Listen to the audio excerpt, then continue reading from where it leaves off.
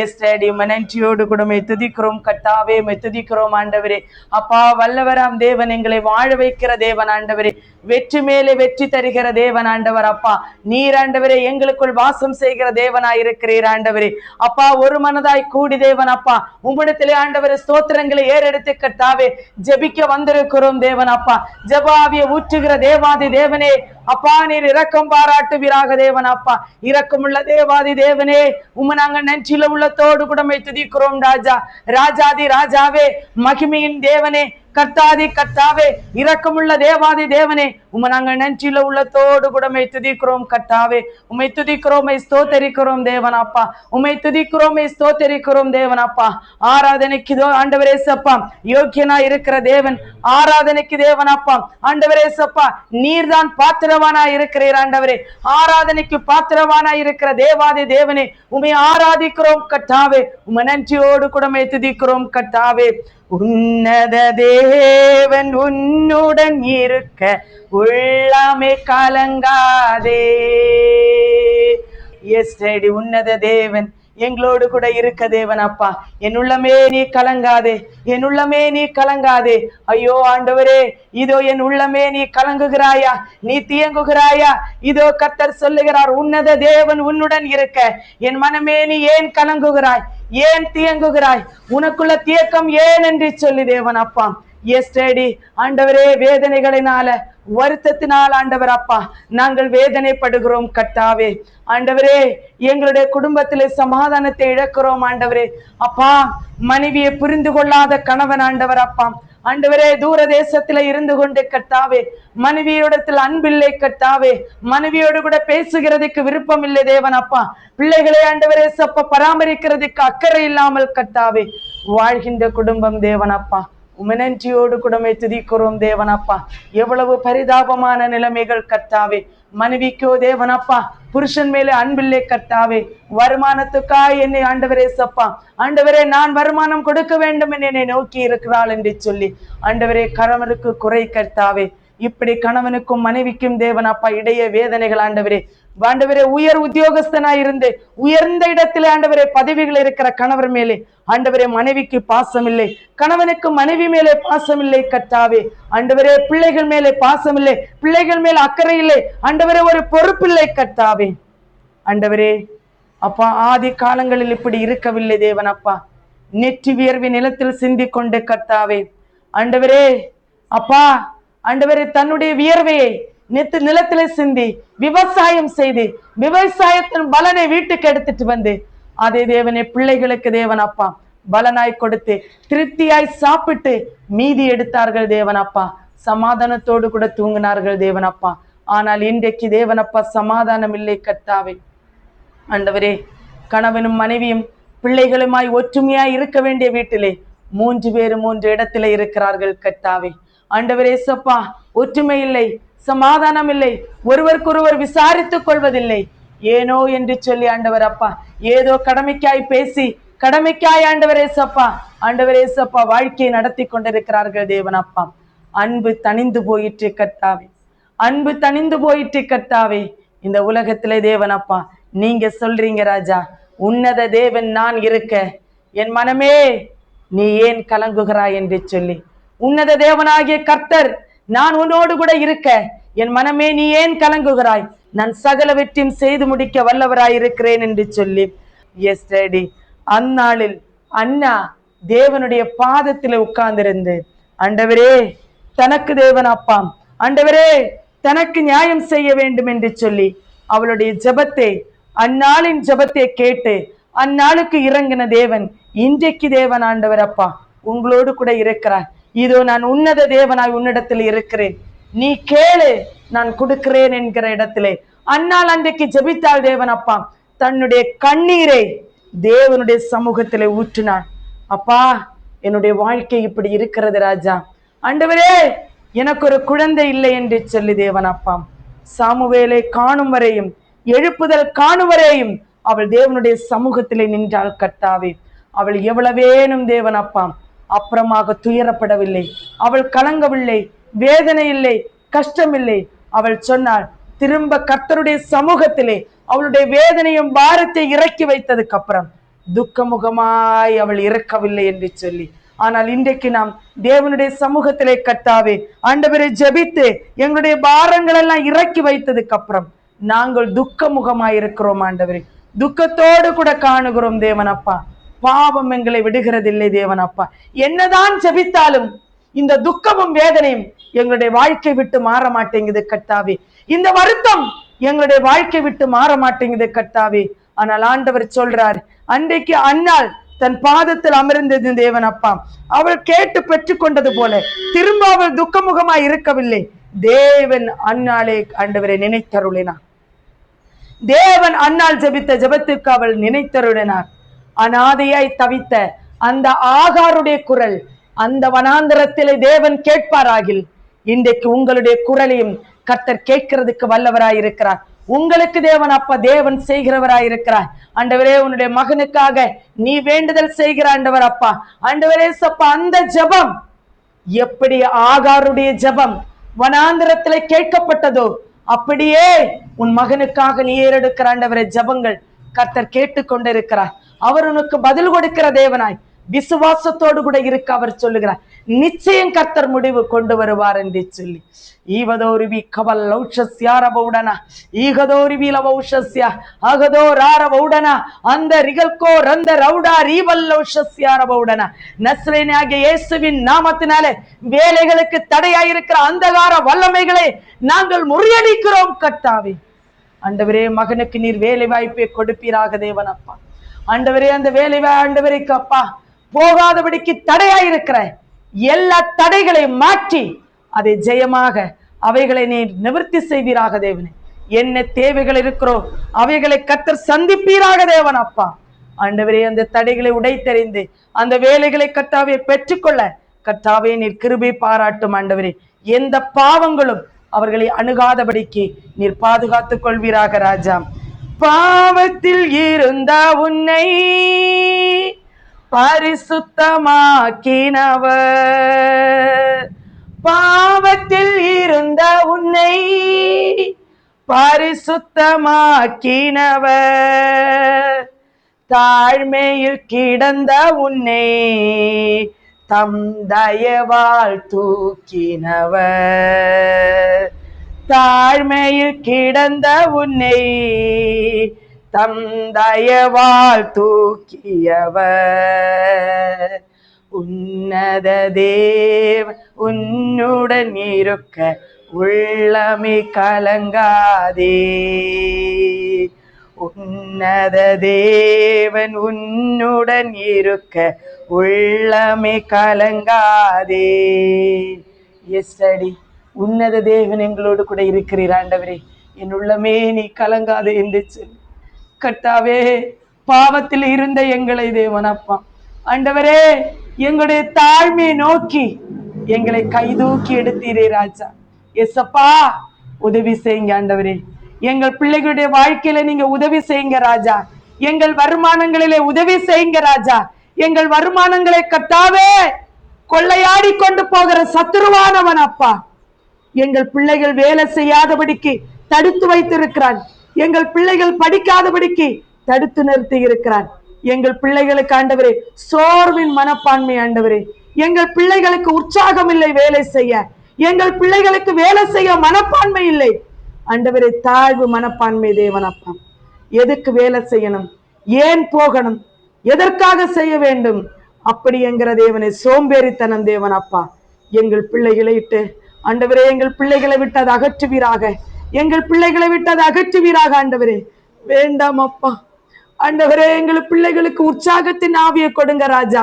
இந்த சோம்பேறியின் ஆவியை எடுத்து மாற்றுங்க ஆண்டவரே. மொபைல் போன் எடுத்துக்கொண்டு அதையே பார்த்து கொண்டிருக்கிறார்கள் தேவன் அப்பா. உற்சாகம் இல்லை தேவன் ஆண்டவரே. அப்பா பொறுப்பில்லை ஆண்டவர் அப்பா. தன்னுடைய குடும்பத்தில 2 ஆண்டவரே பிள்ளைகள் ஆனதுக்கு அப்புறம் கூட தன்னுடைய குடும்பத்தின் மேல் பொறுப்பில்லை தேவன் அப்பா. தாயும் தகப்பனும் பார்த்து கொள்ளட்டும் என்று சொல்லி மகன் தன்னுடைய குடும்பத்தை பார்க்காமல் உதாசீனப்படுத்தி கொண்டிருக்கிற வாழ்க்கை தேவன் அப்பா. ஆண்டவரே, என் தேவனே, ஒரு விசை கண்ணோக்குங்க ராஜா, ஒரு விசை கண்ணோக்குங்க ஆண்டவரே. ஒரு வாட்டி இரக்கம் பாராட்டும் தேவன் அப்பா. ஆண்டவரே, வேலைகளை கொடுங்க கர்த்தாவே. திருமண வாழ்க்கைக்கு தேவன் அப்பா ஒரு நல்ல ஆண்டவரே மகனை கொடுங்க ஆண்டவரே.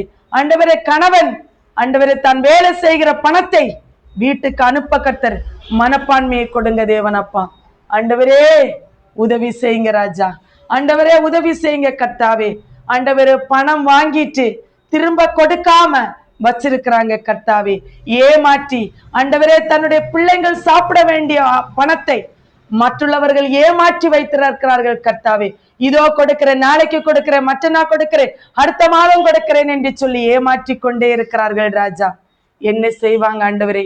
அந்நிய தேசத்திலே ஆண்டவரே வெயிலையும் மழையிலையும் கடந்து ஆண்டவரே தன்னை வருத்தி கொண்டு கணவனை ஆண்டவரே மனைவியும் பிள்ளைகளையும் பார்க்க முடியாமல் தூர தேசத்தில் வேலை செய்கிற பணத்தை ஏமாற்றி வாங்கி கொடுக்காமல் இருக்கிறார்கள் கர்த்தாவே. நீர் பேசும் ஆண்டவரே, என் தேவனே பேசுங்க ஆண்டவர் அப்பா. கொடுக்காமல் இருக்கிற அந்த பணத்தை எல்லாம் திருப்பி கொடுக்க கர்த்தாவே நீர் கிருபை பாராட்டுங்க ராஜா. என் தேவனே கிருபை பாராட்டுங்க ராஜா. என் தேவனே அவர்களுடைய இருதயங்களை ஆண்டவரே அப்பா உணர்வுள்ள ஆவியை கொடுங்க ஆண்டவரே. இருதயத்தை திருப்புங்க, உடைங்க ஆண்டவர் அப்பா. ஆண்டவரே அந்த பணத்தை திருப்பி கொடுக்க தேவன் அப்பா அதை பிரயோஜனப்படுத்திக் கொள்ள என் தேவனே மற்றவர்களை வஞ்சித்து ஏமாத்தி வாழ்கிறார்கள் கர்த்தா. எங்கள் பிள்ளைகளோ பட்டினியாய் கிடக்கிறார்கள் ராஜா. ஆண்டவரே அவர்களை கண்ணோக்குங்க ராஜா. ஆண்டவரே கணவன் சம்பாதித்த பணத்தை ஆண்டவரே நண்பர்கள் ஏமாற்றி வைத்திருக்கிறார்கள் கர்த்தாவே. ஆண்டவரே அந்த வாசலை திரையுங்க ஆண்டவரே. அவருடைய கரங்களிலே தொடுவீராக தேவன் அப்பா. திரும்ப அந்த பணத்தை கொடுக்க கர்த்தர் கிருபை பாராட்டுங்க ஆண்டவரே. வேலை வாங்கி கொடுக்கிறேன் என்று பணத்தை வாங்கி ஏமாற்றி விடுகிறார்கள் கர்த்தாவே.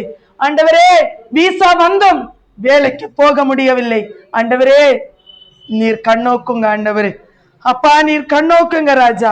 நீர் உதவி செய்யுங்க ராஜா. உம்முடைய கிருபையும் உம்முடைய மகிமையும் அவர்களை தங்கட்டும் தேவன் அப்பா. ஆண்டவரே உதவி செய்யுங்க அப்பா, உதவி செய்யுங்க ஆண்டவரே, உதவி செய்யுங்க ராஜா. இயேசுவே உதவி செய்யுங்க கர்த்தாவே. ஆண்டவரே எங்களுடைய நோய்களையும் எங்களுடைய பாரங்களையும் நீர் மாற்றுகிற தேவன் ஆண்டவரே. சரீரத்திலே பலகீனம் ஆண்டவரே அப்பா, சரீரத்திலே பலகீனங்கள் ஆண்டவர் அப்பா, தாங்க முடியாத பலகீனம் அப்பா. ஆண்டவரே இந்த ஹார்மோனை உருவாக்குனவர் நீர்தானே ஆண்டவரே. இரத்த நாளங்களை உருவாக்குனவர் நீர்தானே. நாடி நரம்புகளை உருவாக்குனவர் நீர்தானே அப்பா. இருதயத்தை உருவாக்குனவர் நீர்தான், லங்ஸை உருவாக்குனவர் நீர்தான் ஆண்டவரே. நரம்புகளையும் எலும்புகளையும் உருவாக்குன நீங்க தான் அப்பா. அப்ப ஏப்பா இந்த வலி எங்களுக்கு? ஏன் ஆண்டவரே இந்த வேதனை கர்த்தாவே? உடம்புல வருகிற ஆண்டவரே இந்த ஹார்மோன்களினால் வருகிற ஆண்டவரே இந்த பொல்லாத வியாதி எங்களை சாகடிக்கிறது ஆண்டவர் அப்பா. எங்களுடைய சரீரத்தை நிக்க முடியவில்லை அப்பா. கிடுகிடா என்று விரைக்கிறது, நடுங்குகிறது அப்பா. எஸ்அப்பா நீங்க உருவாக்கின சரீரம் தானே, நீங்க கொடுத்த நரம்பு தானே, உம்முடைய ரத்தம் தானே அந்த ஆண்டவரே நரம்புகளிலே ஓடுகிறது. சுத்திகரிங்க ஆண்டவரே, சுகத்தை கொடுங்க தாங்க ஆண்டவரே, சுகத்தை தாங்கப்பா, எங்களுக்கு சுகத்தை தாங்கப்பா. நாங்க மற்றுள்ளவர்கள் ஆண்டவரே எங்களை கேலி பண்ணாதபடிக்கு, மற்றவங்க எங்களை பேசாதபடிக்கு ஆண்டவரே பலத்தை தாங்க ராஜா. சர்வ வல்லமை உள்ள தேவன் ஆண்டவரே, சர்வ வல்லமை உள்ள தேவன் ஆண்டவரே. நீர் எங்களுக்கு பலனை கொடுக்கிற தேவனாய் இருக்கிறீர் ஆண்டவர் அப்பா. ஆண்டவரே ஏசப்பா எப்பவுமே உங்க சமூகத்துல நான் ஜெபம் பண்றேன் அப்பா.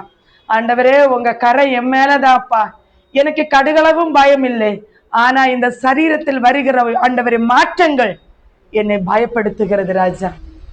ஆண்டவரே நீங்க கொடுத்த 18 வயசுல நான் இப்படி இல்லப்பா, நான் 20 வயசுல நான் இப்படி இல்லப்பா, 25 வயசுல நான் இப்படி இல்லப்பா, என் சரீரம் 30 வயசுல என் சரீரம் இப்படி இல்லப்பா, 35 வயசுல என்னுடைய சரீரம் இப்படி இல்லப்பா. அப்ப ஏப்பா 40 வயசுல என் சரீரம் நடுங்குது? ஏப்பா என் 40 வயசுல விலகினங்க? நீங்க தானே இந்த மாற்றத்தை வச்சீங்க, பெண்களுக்குள்ள இந்த மாற்றங்களை வச்சது நீங்க தானே அப்பா. அப்ப இதை தாங்குற பலனை தாங்கப்பா. என்ன மாற்றங்கள் வந்தாலும் என் சரீரம் நடுங்க கூடாது, என் சரீரம் விரைக்க கூடாது, நான் பயப்படக்கூடாதப்பா. நீங்க என் கூட இருக்கிறீங்க, நீங்க என் கூட இருக்கிறீங்கப்பா. உங்க வலக்கரம் என்னை தாங்கிறது, உமது வலக்கரம் என்னை தாங்குகிறது. நீர் என்னை பிடித்து நடத்துகிறீர், நீர் என்னை நடத்துகிறீர் ராஜா. அனுதினமும் காக்கிறீர், அனுதினமும் பராமரிக்கிறீர் தேவன் அப்பா. பரலோகத்துல இருந்து கொண்டு எங்களை உற்று பார்த்து கொண்டிருக்கிறீங்கள் அப்பா, உற்று பார்த்து கொண்டிருக்கிறீங்கள் அப்பா. நாங்க என்ன செய்கிறோம் என்று சொல்லி, நாங்க என்ன செய்கிறோம் என்று சொல்லி ஆண்டவரே எங்களை நடத்துங்க ராஜா, எங்களை நடத்துங்க ராஜா. அபிஷேகநாதனே, ஆருயிரே, உம்மை நன்றியோடு கூட துதிக்கிறோம் ஆண்டவரே. கல்வாரி பிதாவா இருக்கிறவரே, உம்மை நன்றியோடு கூட துதிக்கிறோம். வராத பிள்ளைகளை கர்த்தர் ஆண்டவரை கொண்டு வருவீராக ஆண்டவரே, தடைகளை உடைத்தருவீராக தேவன் அப்பா. ஆண்டவரே, ஜெபத்தை விட ஆண்டவரே, கர்த்தருடைய சமூகத்தை விட மற்றுள்ளவைகள் தான் முக்கியம் என்று சொல்லி ஆண்டவரே போயிருக்கிற பிள்ளைகளை கொண்டு வாங்க ஆண்டவரே. உங்க சமூகம் போதும் ஆண்டவரே. ஆகாமிய கூடார எனக்கு வேண்டாப்பா, ஆகாமிய கூடார எனக்கு வேண்டாப்பா. உம்முடைய சமூகம் போதும் ஆண்டவரே, உம்முடைய சமூகம் போதும் ஆண்டவரே. இந்த உலகம் எனக்கு வேண்டாம் கர்த்தாவே, நீர் போதும் ஆண்டவரே, நீர் போதும் ஆண்டவரே, நீர் போதும் ஆண்டவரே. நீர் மாத்திரம் எனக்கு போதும் ஆண்டவரே, நீர் மாத்திரம் எனக்கு போதும் ஆண்டவரே. உங்க கரம் என் மேல ஆண்டவரே, உங்க கரை என் மேல ஆண்டவரே. நீர் என்னை நடத்துகிறீர் கர்த்தாவே. ஆண்டவரே, ரத்தத்தினால நீர் என்னை கழுவி என்னை நடத்துகிறீங்க ராஜா, ரத்தத்தினால என்னை கழுவி என்னை நடத்துகிறீங்க ராஜா. நீங்க போதும் ஆண்டவரே, நீங்க போதும் ஆண்டவரே, நீங்க போதும் ஆண்டவரே. எங்களை விடுவீங்கப்பா, இப்ப விடுவீங்க ஆண்டவரே. ஆரோக்கியமாக எங்களை வீட்டுக்கு அனுப்புங்க ஆண்டவரே, ஆரோக்கியமாக அனுப்புங்க. எங்க கணவர் எங்களோட நல்லா பேசணும், எங்களுக்கு அன்பு வேண்டும் கர்த்தாவே, அரவணைப்பு வேண்டும் ஆண்டவரே. அப்பா, என் கணவர் சம்பாதிக்கிற பணம் ஒன்று வீணாக போகக்கூடாது, என் கணவர் சம்பாதிக்கிற பணம் ஒன்று வீணாய் போகக்கூடாது. யாரும் அவரை ஏமாற்றக்கூடாது, யாரும் அவரை ஏமாற்றக்கூடாது. அந்த பணம் ஏமாத்தி வச்சிருக்க கூடாது, ஏமாத்தி வச்சிடக்கூடாது. என் கணவர் உண்மையாய் உழைச்ச பணம், என் கணவர் உண்மையாய் ஆண்டவரே, ஆண்டவரே சப்பா, என்னுடைய பிள்ளைகளுக்காக உழைச்ச பணம், அதை ஏமாற்றுகிறாங்க ஆண்டவரே, ஏமாற்றுகிறார்கள் ஆண்டவரே. என் கணவனுக்கு உதவி செய்யுங்க, என் கணவனுக்கு உதவி செய்யுங்க, என் கணவனுக்கு ஆரோக்கியத்தை கொடுங்க, ஏமாந்து போகாதபடிக்கு ஆண்டவரே ஞானத்தை கொடுங்க ஆண்டவர் அப்பா, ஞானத்தை கொடுங்க கர்த்தாவே. ஆண்டவரே, நன்றியோடு கூட துதிக்கிறோம் ஆண்டவரே. எங்களுக்கு வேலை தந்ததுக்காக உமக்கு நன்றி செலுத்துகிறோம். ஏமாற்றின பணத்தை திரும்ப தருகிறதுக்காக உமக்கு நன்றி செலுத்துகிறோம் ஆண்டவரே.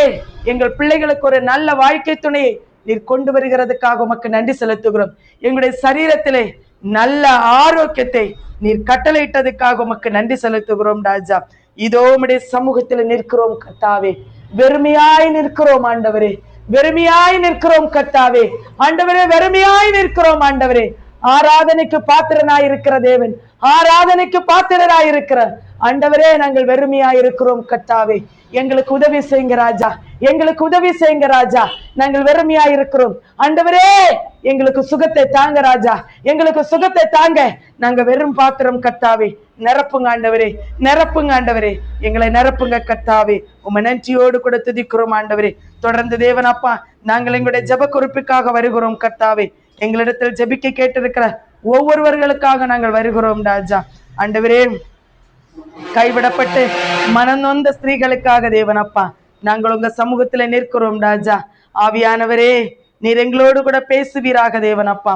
ஆண்டவரே, கைவிடப்பட்டு மனநொந்த ஸ்திரீகளை கர்த்தர் நோக்குவீராக தேவனப்பா.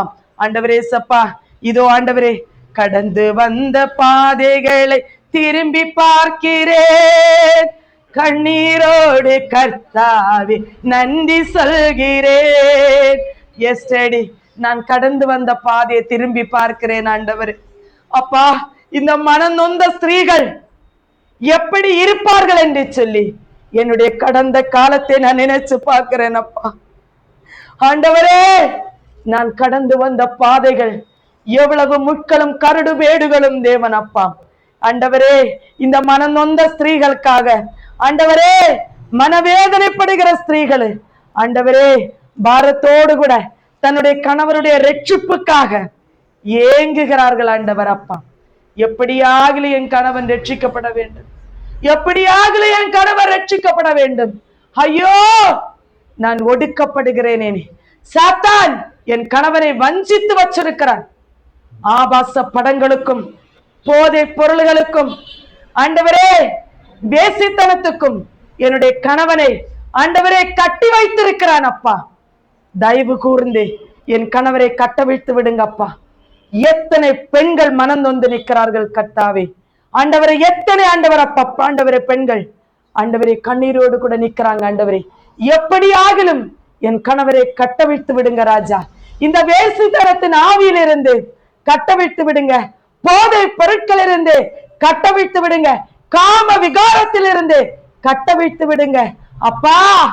ஆண்டவரே தண்ணி அடிக்கிற என் கணவரை கட்டவிழ்த்து விடுங்க அப்பா. சாத்தான் கட்டி வச்சிருக்கிறாப்பா, சாத்தான் கட்டி வச்சிருக்கிறா. எனக்கு பலன் இல்லை அப்பா.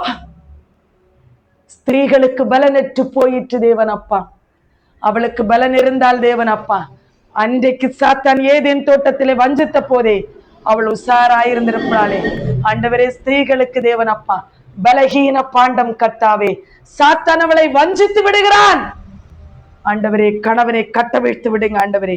உம்முடைய சாயலில் படைத்து உன்னீர் தலையாயிருக்கிற ஆண்டவரே, ஆண்டவரே ஆணை ஆண்டவரே சப்பா குடும்பத்தை ஆளுகை செய்ய வேண்டவர்களை சத்ருவானவன் கட்டி வைத்திருக்கிறான். கட்டவிழ்த்து விடுங்க கர்த்தாவே. நீர் கட்டவிழ்த்து விடுகிறதுக்காக உமக்கு நன்றி செலுத்துகிறோம் ஆண்டவரே. துன்மார்க்கர் வாலிப பிள்ளைகள் வாலிபத்தில் ஆண்டவரே சப்பா அகப்பட்டு பலவித தொல்லைகளினால ஆண்டவரே வேதனைப்படுகிற பெம்பிள்ளைகள் கர்த்தாவே, ஆண்டவரே பரிதாபமான நிலைமை கர்த்தாவே, கர்த்தாவே கண்ணோக்குவீராக ஆண்டவரே. நீர் கண்ணோக்குவீராக தேவன் அப்பா. பரிசுத்த ஆவியானவரே அந்த சிறு பிள்ளைகள் வாலிப பிள்ளைகள் எத்தனை பிள்ளைகள் கர்த்தாவே. அன்றைக்கு அந்த மகள் சொன்னது போல ஸ்கூல் படிக்கிற பிள்ளை ஆண்டவரே, ஆண்டவரே கர்ப்பமா இருக்கிறது. சிறு வயதிலே காமத்துக்கு ஆண்டவரை சாத்தான் கட்டி வைத்திருக்கிறான். பிள்ளைகளுடைய உணர்ச்சியை கட்டுப்படுத்த முடியாமல் பிள்ளைகளை தூண்டி எழுப்புகிற சாத்தானுடைய அந்தகார வல்லமைகள் நஸ்ரேயனாகிய இயேசு கிறிஸ்துவின் நாமத்திலே கட்டவிழ்த்து விடுகிறோம் தேவன் அப்பா. வாலிப பிள்ளைகளும் வாலிப ஆண்டவரே பசங்களை கர்த்தாவே கட்டவிழ்த்து விடுங்க தேவன் அப்பா. ஆண்டவரே நல்ல சீடர்களாய் அவர்களை உருவாக்குங்க ஆண்டவரே. வேதத்தை கற்றுக்கொள்ள கர்த்தர் உருவாக்குங்க. வாலிபர்களிலே கர்த்தாவை எழுப்புதல் உருவாக்கட்டும் தேவன் அப்பா. நீர் எழுப்புதலை கொண்டு வருவீராக ஆண்டவரே. நீர் எழுப்புதலை கொண்டு வருவீராக தேவன் அப்பா. ஆண்டவரே சப்பா, ஆண்டவரே எதிரியான சாத்தானை நாங்கள் முறியடிக்க ஆண்டவரே ஒரு எழுப்புதலை கொண்டு வாங்க. உம்முடைய வசனத்தை பிள்ளைகள் காத்து கொள்ளட்டும், உம்முடைய வசனத்தை கற்றுக்கொள்ளட்டும். உம்முடைய வசனமாகிய வாளை எடுத்து போராட ஆண்டவரே ஒரு நல்ல சீடனாக கர்த்தாவே நீர் அவர்களை மாற்றுவீராக ஆண்டவரே. அப்படி மாற்றுகிறதுக்காக உமக்கு நன்றி செலுத்துகிறோம் ராஜா. ஆண்டவரே காஸ்பல் டிவியை உம்முடைய கருத்துல தருகிறோம் ஆண்டவரே. எல்ரோய் மினிஸ்ட்ரியை உம்முடைய கருத்துல தருகிறோம் ஆண்டவரே. வேத பாட வகுப்புகளை உம்முடைய கருத்துல தருகிறோம் ஆண்டவரே. வாட்ஸ்அப் குரூப் ஊழியங்களை கர்த்தருடைய கருத்துல தருகிறோம். தரித்திரத்துக்கு உதவுகிற ஊழியத்தை உம்முடைய கருத்துல தருகிறோம் ஆண்டவரே. வீடு ஆண்டவரே வீட்டு கூட்டங்களை நடத்த கிருபை தாருங்க ராஜா. அப்படி நீர் செய்கிறதுக்காக உமக்கு நன்றி செலுத்துறோம். மகிமையின் தேவ ஆவியானவர் அசைவாடி கொண்டிருக்கிறார். கர்த்தர் மேல் ஆண்டவரை பாரத்தை வைத்து விடு. அவரே உன்னை ஆதரிக்கிற தேவன் என்று சொல்லி நீர் எங்களோடு கூட ஆண்டவரே பேசுகிற தேவனாயிருக்கிறேன். கர்த்தாவே இவர்களை எல்லாம் நீர் கண்ணோக்குவீராக. உம்முடைய கிருபை இருக்கட்டும் தேவன் அப்பா. கேன்சர் வியாதியோடு இருக்கிற மகளை உடைய கருத்துல தருகிறோம் ஆண்டவரே. அப்பா நாங்கள் ஜெபித்தது போல சரீரம் நீர் உருவாக்கினர். குழந்தை பெற்றெடுக்க கர்ப்ப வேதனைப்பட ஒரு யூட்ரஸை கொடுத்தீங்க கர்த்தாவே. அதுல தேவையில்லாத சத்ருவானவன் ஆண்டவரே விதையை விதைத்திருக்கிறான் ஆண்டவரே. பொல்லாத ஆண்டவரே நோய் ஆண்டவரே சப்ப கொள்ளை நோய் ஆண்டவரே அந்த யூட்ரஸ்ல இருந்து கர்த்தர் எடுத்து மாற்றுவீராக ஆண்டவரே. பரிபூர்ண சௌக்கியத்தை பரிபூர்ண சுகத்தை என் தேவன் கொடுத்ததுக்காக உமக்கு நன்றி செலுத்துகிறோம். சாட்சியோட மகள் இந்த இடத்துல வந்து நிற்க கர்த்தர் கிருபை பாராட்டுவீராக. நீர் அப்படி செய்கிறதுக்காக உமக்கு நன்றி செலுத்துகிறோம் தேவன் அப்பா.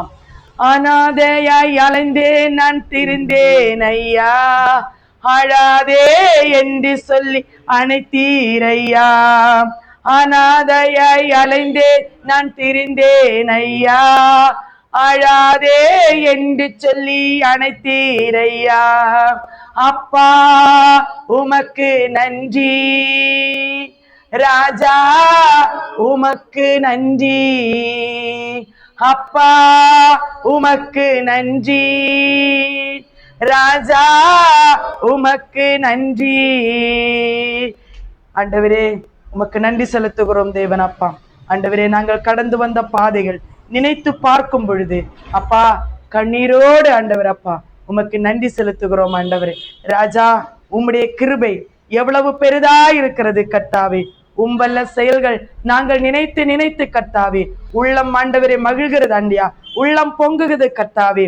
ஆண்டவரே, எங்களுடைய எல்லா ஜெப குறிப்பையும் கர்த்தர் கேட்டு எங்களுக்கு சுகத்தை தந்ததுக்காக உமக்கு நன்றி செலுத்துகிறோம் ஆண்டவரே. வருத்தப்பட்டு பாரம் சுமக்கிறவர்களே, நீங்கள் எல்லோரும் என்னிடத்தில் வாருங்கள், நான் உங்களுக்கு இளைப்பாறுதல் தருவேன் என்று சொன்னீரப்பா. நீர் இளைப்பாறுதல் தந்ததுக்காக உமக்கு நன்றி செலுத்துகிறோம் ஆண்டவரே. சர்வ வல்லவர் ஆண்டவர் அப்பா. ஆண்டவரே சப்பா, எங்களுடைய நடுவில் நீர் ஆண்டவரே பிரியமாய் இருக்கிறதுக்காக உம நன்றியோடு கூட துதிக்கிறோம் ஆண்டவரே. அப்பா, நாங்கள் உம்முடைய பாதத்தை ஆண்டவரே சப்பா நம்பி வந்திருக்கிறோம் கர்த்தாவே. நீர் எங்களோடு கூட பேசி எங்களோடு கூட ஆண்டவரே சப்பா ஆண்டவரே உறவாடுகிறதுக்காக உமக்கு நன்றி செலுத்துகிறோம். எங்கள் ஜபங்களை எல்லாம் கேட்டுக்கிறதுக்காக உமக்கு நன்றி செலுத்துகிறோம். எல்லாவற்றுக்கும் பதில் கொடுக்கிறதுக்காக உமக்கு நன்றி செலுத்துகிறோம். துதிக்கன மகிமையெல்லாம் உமக்கு ஒருவருக்கு ஏறெடுத்துக்கொண்டு இயேசு கிறிஸ்துவின் நாமத்தில் ஜெபத்தை கொள்ள நல்ல பிதாவே. ஆமென், ஆமென், ஆமென். நல்லா ஜெபிச்சீங்க. நல்ல ஒரு ஜெப ஆவி வர இருக்கு, ஆனா ஜெபிக்க மாட்டேங்கிறீங்க.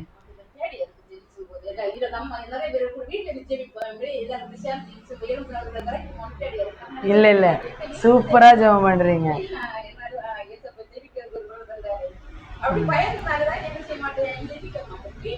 ஒரு இதுவும் இல்ல, நல்லா எங்களை விட நல்லா ஜெபிக்கிற ஒரு வரம் இருக்குது. தொடர்ந்து ஜெபம் பண்ணுங்க, தொடர்ந்து ஒவ்வொருத்தவங்களுக்காக ஜெபத்தை பண்ணுங்க. ஆண்டவர் சொல்றாரு பாருங்க, என்னை காலை வேளையில ஒரு வசனத்தை நினைப்பூட்டினார். அந்த வசனத்தை மட்டும் உங்களுக்கு நான் சொல்றேன். விசுவாசமானது நம்பப்படுகிறவர்களின் உறுதியும் காணப்படாதவர்களின் நிச்சயமா இருக்கிறது. நம்ம விசுவாசித்து தான் வாழ்றோம் இல்லையா? ஒரு விசுவாசம் இருக்குது, நம்ம ஜெபிக்கிறதுக்கு பதில் தருவாருங்கிற ஒரு விசுவாசம் இருக்கு இல்லையா? ஏதாவது ஒரு காரியத்துக்கு நம்ம ஜெபிச்சுட்டு இருக்கிறோம், அவர் தருவாருங்கிற விசுவாசம். ஏன்னா நம்ம பார்க்கல, கண்ணுல பார்க்கல, ஆனா தருவாருங்கிற விசுவாசம் நமக்கு இருக்கு. ஆனா ஆண்டவர் சொல்றாரு, பழி வாங்குதல் எனக்குரியது, நானே பழி செய்வேன் என்று கர்த்தர் சொல்லுகிறார் என்றும் கர்த்தர் தம்முடைய ஜனங்களே நியாயம் தீர்ப்பார் என்றும் சொன்னவர் இன்னார் என்று அறிவோம் அப்படின்னுட்டு. ஜீவனுள்ள தேவனுடைய கையில் விழுகிறது பயங்கரமா இருக்கும். என்ன இந்த காலை வேளையில் ஆண்டவர் இந்த வசனத்தை நமக்கு கொடுக்கிறார் பாருங்க. பழி நம்ம யாரையும் வாங்கக்கூடாதான், என்ன செஞ்சாலும் பழி வாங்கக்கூடாது. அப்படி நம்ம பழி வாங்கிட்டோம்னா ஜீவனுள்ள தேவனுடைய கரங்களெல்லாம் நம்ம போய் விழுந்துருவோமா? அவருடைய தண்டனை மிகவும் பெரிதா இருக்குமா? அது நம்மளால தாங்க முடியாததா இருக்குமா? அதனால ஆண்டவர் சொல்றாரு, பழி வாங்குதல் எனக்குரியதே, பதில் செய்வேன் என்று கர்த்தர் சொல்லுகிறார் என்று கர்த்தர் தம்முடைய ஜனங்களுக்கு நியாயம் தீர்ப்பார் என்று சொன்னவர் இன்னார் என்று அறிவோம். நம்முடைய பிதாதான் அவர் சொல்றாரு, நான் தான் பழி வாங்குவேன், என் ஜனங்களை நான் தான் நியாயம் தீர்ப்பேன். நமக்கு நம்ம எல்லாரும் ஒரே கேட்டகரி மனுஷர்கள். மனுஷனை நியாயம் தீர்க்கிறதுக்குள்ள விதி ஆண்டவர் தரலேன்னு வேதம் சொல்லுது. நான் உங்களுக்கு யாருக்கும் அந்த தீர்ப்பு சொல்ல வேண்டிய இது நான் யாருக்கும் தரல. அப்படி இருக்கவும் நீங்க எப்படி போய் பழி வாங்குவீங்க? எப்படி அவர்களுக்கு தண்டனை கொடுப்பீங்க? நீ செஞ்சது தப்புன்னு நீங்க எப்படி தண்டனை கொடுப்பீங்க அப்படின்னா ஆண்டவர் கேட்கிறார். அப்படிங்கிற இடத்துல நம்ம இருந்துட்டோம்னா நம்மளை நம்ம மாற்றிக்கணும்.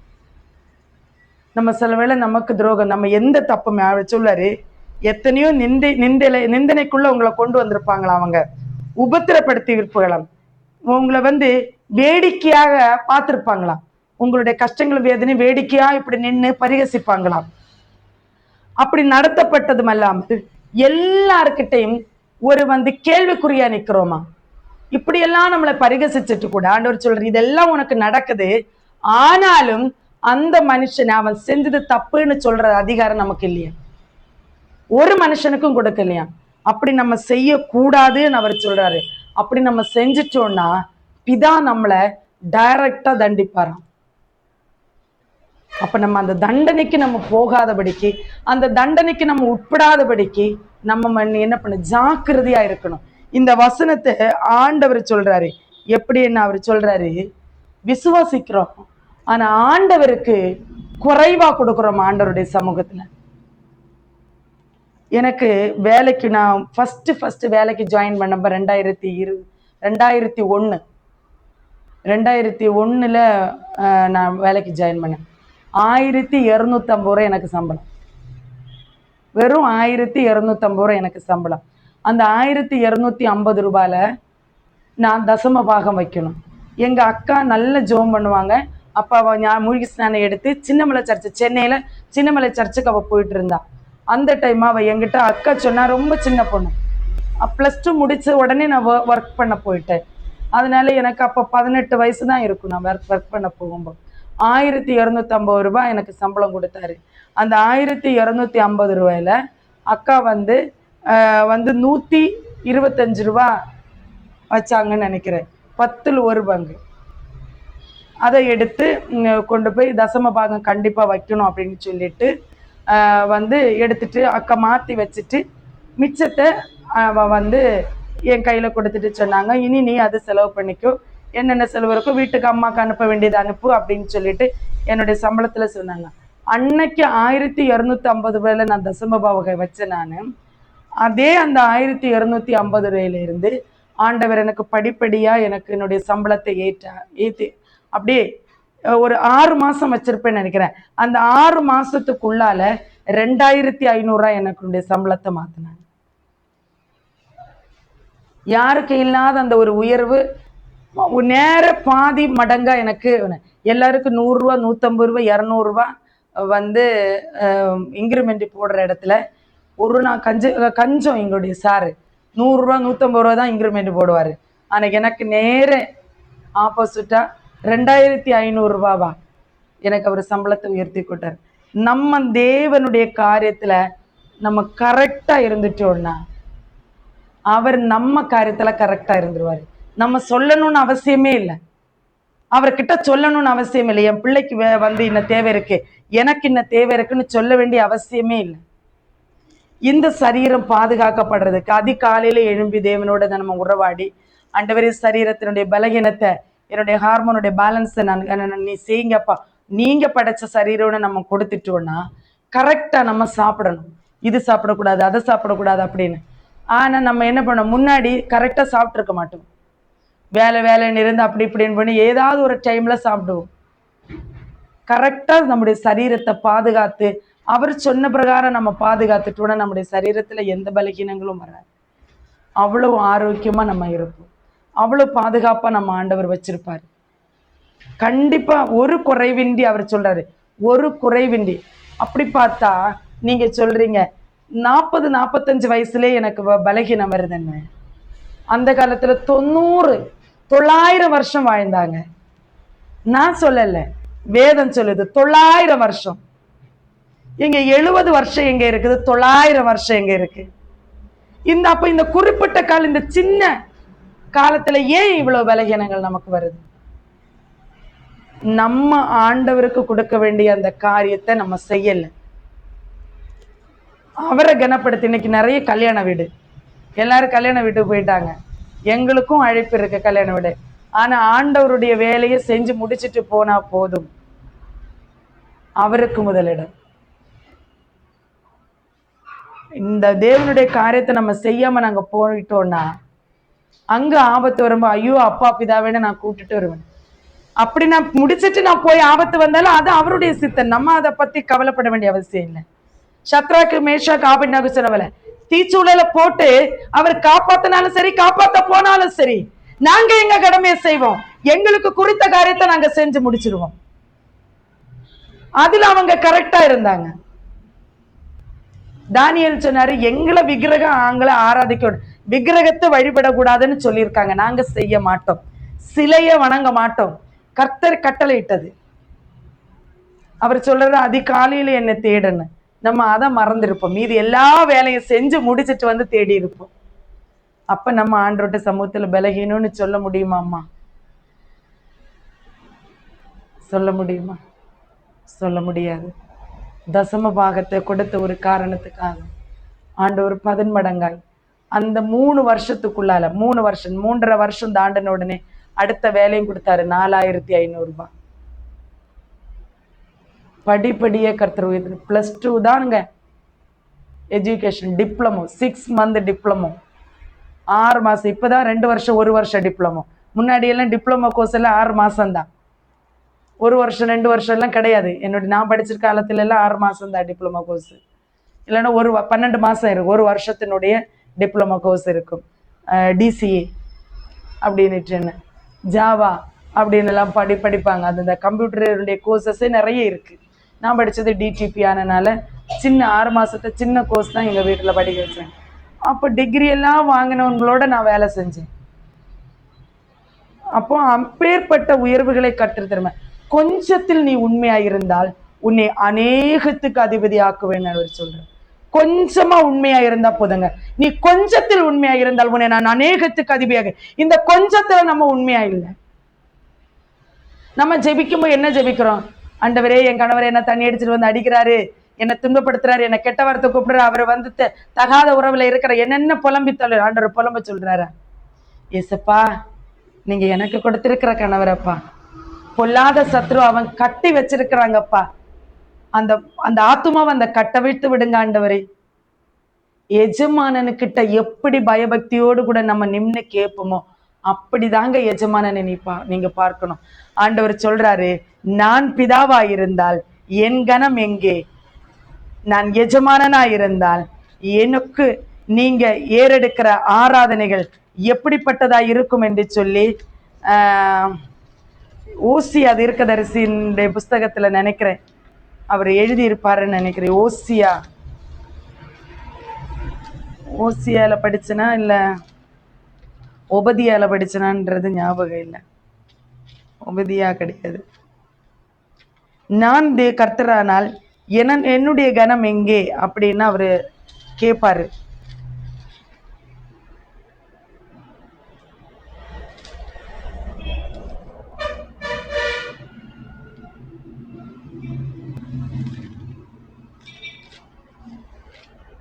ரொம்ப ஆச்சரியமா இருக்கும் அவர் கேட்குற அந்த வார்த்தைகள். இருதயத்தை உடைச்சிரும். நம்முடைய உடைஞ்சு போயிடும் நம்முடைய இருதயம் வந்து.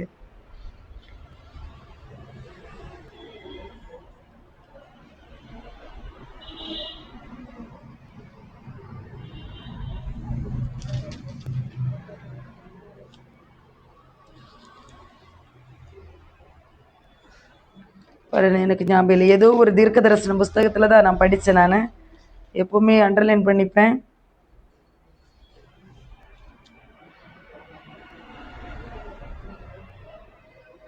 நம்ம வந்து சொல்றோமா அவர் பிதான்னு சொல்றோமா?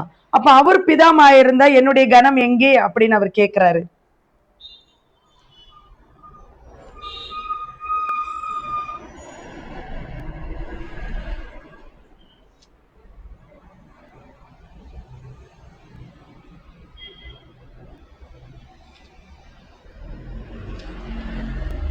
ஓகே, பரவாயில்ல. நான் உங்களுக்கு என்கிட்ட கிடைக்கும்போது நான் உங்களுக்கு அது எடுத்து சொல்கிறேன்.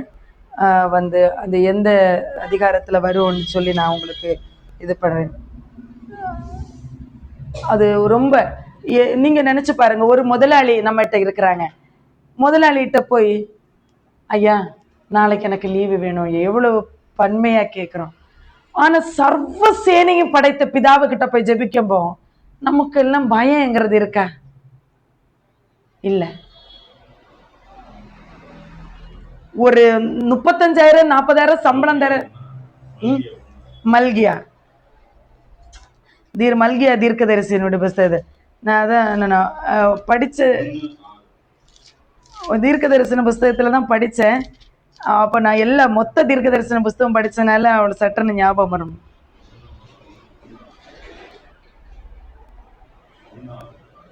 ஒன்று 6. ஓகே.